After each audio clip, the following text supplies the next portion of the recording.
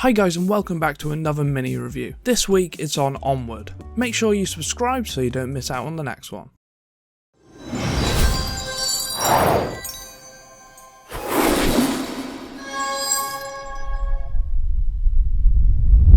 Onward is the first military sim I've played in VR. I used to love playing Armour on my PC, so when I heard Onward was coming out on the Quest, I knew I had to get my hands on it. In Onward you have loads of game modes to choose from. You have a multiplayer and single player tab. In the multiplayer tab you have a core playlist. The game mode in this is called Uplink, where the defenders have to defend a satellite dish and the attackers have to get to the satellite dish and enter a code to disable it. You also have a co-op playlist. This one will put you into a random game with 3 other people. It will also randomly give you a game mode and a map. This could either be Hunt or Evac. In Hunt you have to locate and kill the AI enemies, and in Evac you have unlimited AI enemies coming at you until the helicopter arrives. You also have a social playlist. At the moment you have Gun Game in that playlist, which is really fun to play. You can also find out what guns you like in this game mode. You then have the server, browser and create server playlist. This is where you can create custom and private games that you and your friends can play. Then in the single player tab you have the operations playlist, which is the same as the co-op playlist, but you can choose the map and you don't have any teammates. Shooting range is where you can go to try out new weapons and hone your VR shooting skills. Free roam just puts you in a map of your choice with no enemies and you can explore and find new spots and firing lines. Co-op, when it works, is my personal favourite playlist. You can't beat it when you have 3 other people who actually want to talk and play properly. But unfortunately, this game mode is riddled with bugs in the menus.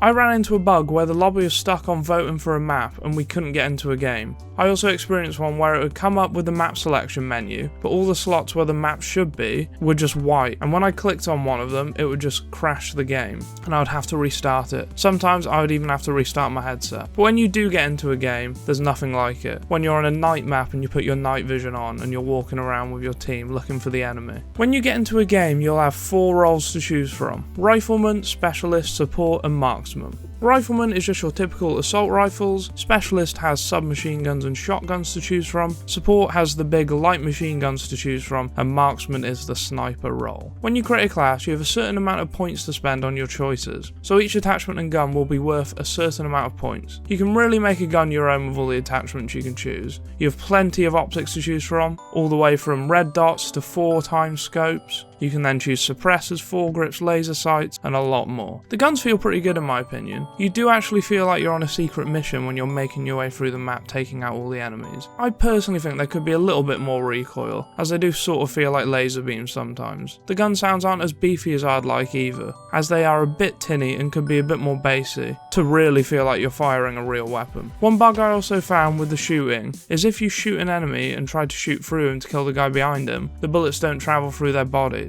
They must be made of a bulletproof material of some kind. The enemies are also subpar in my opinion. They all look the same and have the same dying animation, where it looks like they are in a play trying to make their death look really dramatic. They slowly fall to their knees, before slowly falling over screaming like a zombie from The Walking Dead. I think it would make it feel a lot more realistic if they had detailed enemy models, and have at least a couple different looking ones. And if they implemented some ragdoll physics on the enemies, that would also be great. But I can understand how it might be hard to do so, as you are quite limited with the Quest, as it isn't as powerful as PC VR. I must say as well that this game is still being added to as it's only in early access, so I'd imagine that most of, if not all, these bugs and graphical issues will be sorted out, as this is what early access is for, to iron out all the creases so the game can be at its best upon full release. One thing I'd love to also see is some way of vaulting through windows and over ledges, as it would make the movement feel a lot more fluid and realistic. Something like in Aspire 1 maybe, where you can grab certain walls and it'll vault you over them. One other thing I'd like to see them sort out is when you get shot at, a circle sort of closes in on you and restricts your vision. I don't personally like this mechanic, as you can't tell if you've been shot or not. I'd like to be able to tell if I got shot or are the shots just near me. But if you play this game you definitely can't go into it all guns blazing, as you'll die pretty quick, as you only die in a couple shots. You do actually have a syringe on your body which you can use to either revive a fallen teammate or to heal yourself. In conclusion, this is a great game. The whole feel of it is so intense. When you go into your first hunt and put the night vision on and start to hunt your enemies down, it's so fun. Once they iron out all the creases of the game, they'll have a great community and a great game in my opinion. As of now, the game is really fun and I don't think there is another game on the Oculus Quest that gives you the same experience. I'd recommend this game if you love VR shooters and maybe wait for a sale or wait until until full release if you just want to try it out. So that'll be the end of the video today, guys. Make sure you smash like down below, leave me some constructive criticism, and I'll see you in the next one.